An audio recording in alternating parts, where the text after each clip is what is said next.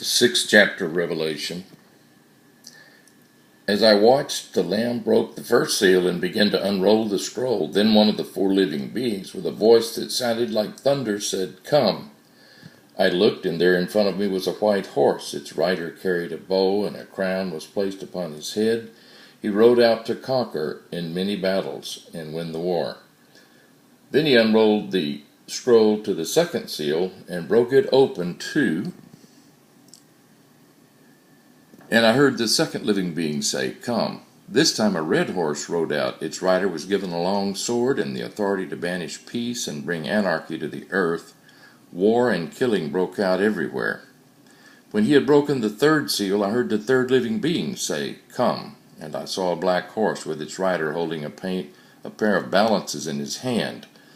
And a voice from among the four living beings said, "A loaf of bread for $20 or 3 pounds of barley flour, but there is no olive oil in the wine." And when the fourth seal was broken, I heard the fourth living being say, "Come." And now I saw a pale horse with its rider's name was Death, and there followed after him another horse whose rider's name was Hell. They were given control of 1/4 of the earth to kill with war and famine and disease and wild animals. And when he broke open the fifth seal, I saw an altar, and underneath it all the souls of those who had been martyred for preaching the word of God and for being faithful in their witnessing.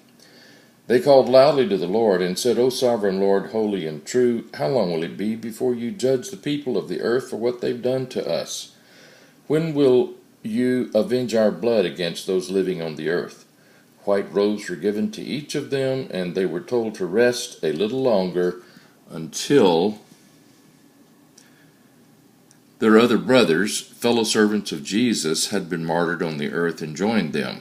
I watched as he broke the sixth seal, and there was a vast earthquake, and the sun became dark like black cloth, and the moon was blood red. Then the stars of heaven appeared to be falling to the earth like green fruit from fig trees buffeted by mighty winds.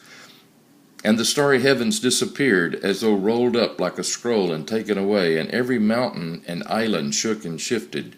The kings of the earth and world leaders and rich men and high-ranking military officers and all men, great and small, slave and free, hid themselves in the caves and rocks of the mountains and cried to the mountains to crush them. "Fall on us," they pleaded, "and hide us from the face of the one sitting on the throne and from the anger of the Lamb, because the great day of their anger has come, and who can survive it?" The end of chapter 6.